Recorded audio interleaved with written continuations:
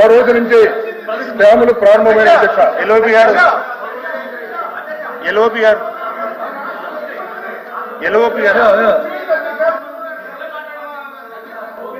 Sir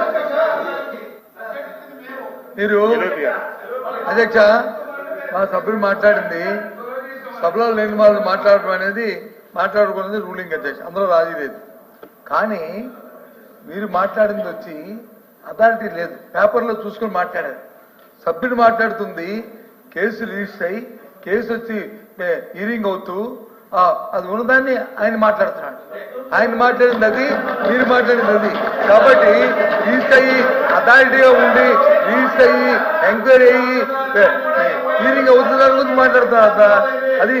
అంతేగాని ఎవరి మీద దేశార్థ శిక్ష, ఎవరి మీద ఇక్కడ వేయద్దు, ఎవరు ఏదుందో జరుగుతున్న విషయాలు చెప్తున్నారు.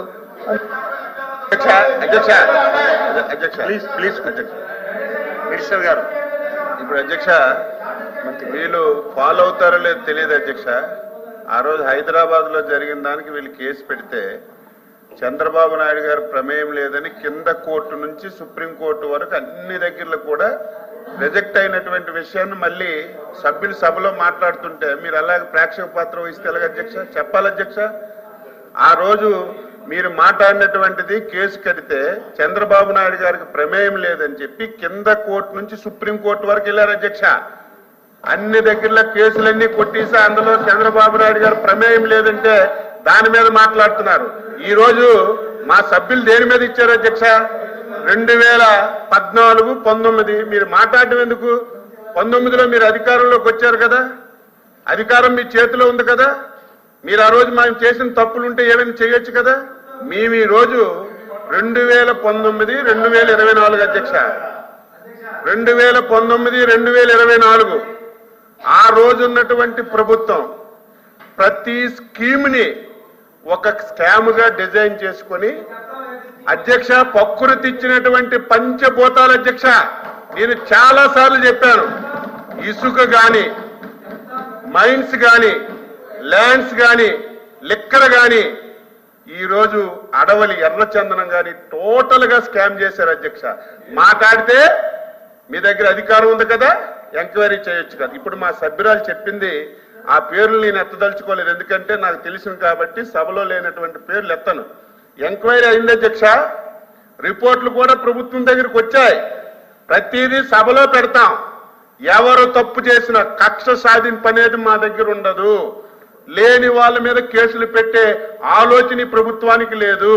మీలాగా అధ్యక్ష నిన్న గందరగోళం చేశారు అధ్యక్ష పెద్దలు బొత్స సత్యబాబు గారు. ఆయన కూడా 5 సంవత్సరాలు ప్రభుత్వంలో ఉన్నారు అధ్యక్ష. ప్రజాస్వామ్యం అధ్యక్ష, ప్రజాస్వామ్యం అధ్యక్ష, అధ్యక్ష ప్రజాస్వామ్యం అంటే ప్రతి ఒక్కరికి స్వేచ్ఛ ఉండాలి అధ్యక్ష, మాట్లాడే హక్కు ఉండాలి అధ్యక్ష. 5 సంవత్సరాలు నిన్నను వీళ్ళు ఏదో ఒక కార్యక్రమానికి పిలిపించారు అధ్యక్ష. ఎక్కడైనా మేము అడ్డు పెట్టాం అధ్యక్ష? ఎక్కడైనా అడ్డు పెట్టాం అధ్యక్ష? 5 సంవత్సరాల్లో ఆ రోజు ప్రతిపక్ష పార్టీగా, ఆ రోజు శాసనసభ్యుడిగా ఒక కార్యక్రమాన్ని ఆ రోజు ప్రభుత్వం చేసినటువంటి ప్రజా వ్యతిరేక విధానాల మీద ఒక ప్రోగ్రాం ఇస్తే 5వ గంటకే పోలీసులు వచ్చి మా ఇంటికి తాళాలేసి బయటికి కూడా అడుగు పెట్టినటువంటి పాలకులీలు ఈరోజు మా గురించి మాట్లాడుతుంటే బాధ కలుగుతుంది అధ్యక్ష. మీరు చెప్పేటట్టుగా మేము వేగ్గా ఏది మాట్లాడడం లేదు. ప్రతి ఇష్యూ మీద ఎంక్వైరీ జరుగుతుంది. ఒకరోజు ఆలస్యమైన తప్పనిసరిగా మేము పద్ధతి మీద వెళ్తాం, తప్పు చేసిన వాళ్ళకి విడిచిపెట్టం. నేను ఎందుకు ఇంటర్ఫీర్ అయ్యానంటే హైదరాబాద్ నుంచి పారిపోయి వచ్చామని, ఆ రోజు ఏదో ఎమ్మెల్యేల గురించి అవినీతి చేశామని ఇలాంటి సౌకుబారు మాటలు మాట్లాడితే మాత్రం ఊరుకునే ప్రశ్నే లేదు. ఆ కేసు కొట్టేశారు. ఆ రోజు రాష్ట్రం విడిపోయింది. హైదరాబాద్ లో ఉండి మనం పరిపాలన చేస్తే మన రాష్ట్రం అభివృద్ధి జరగదు. మన రాష్ట్రం నుంచే మనం పరిపాలన చేసుకోవాలని ఇక్కడికి వచ్చి ఈ రోజు అమరావతిలో పాలన ప్రారంభించి 2014, 19 అధ్యక్ష ఆంధ్రప్రదేశ్ చరిత్రలో ఒక సువర్ణ అధ్యాయం అధ్యక్ష. చంద్రబాబు నాయకత్వంలో నేను 6 సార్లు ఎమ్మెల్యేగా ఉన్నాను. మంత్రి గారు ఎంతో మంది ముఖ్యమంత్రులు చూశారు. మంత్రి గారు కూర్చోండి. ఫస్ట్ టైం అధ్యక్ష 2014-19 మంత్రి గారు. సంక్షేమము, అభివృద్ధి, ఇండస్ట్రీస్ ప్రతిది కూడా ఆ రోజు చంద్రబాబు నాయకత్వంలో చేస్తే దాని గురించి ఇవాళ మాట్లాడడం చాలా విడ్డూరంగా ఉందని మీ ద్వారా సభ్యులకు తెలియజేసి మీరు చెప్పండి. ప్లీజ్ మీరు చెప్పండి 2019-24 అది కూడా అధ్యక్ష మీరెవలేరు. Please, మా కూర్చోండి. సభ్యులు ఇచ్చారు. మా సభ్యులు ఇచ్చారు అధ్యక్ష. ప్లీజ్ సార్ డిస్కషన్ కి మా సభ్యులు ఇచ్చారు. కాబట్టి ఈ విషయాలన్నీ కూడా దృష్టిలో పెట్టుకోమని చెప్పి మీ ద్వారా సభ్యులకి నేను రవిబాబు గారు. అధ్యక్ష దయచేసి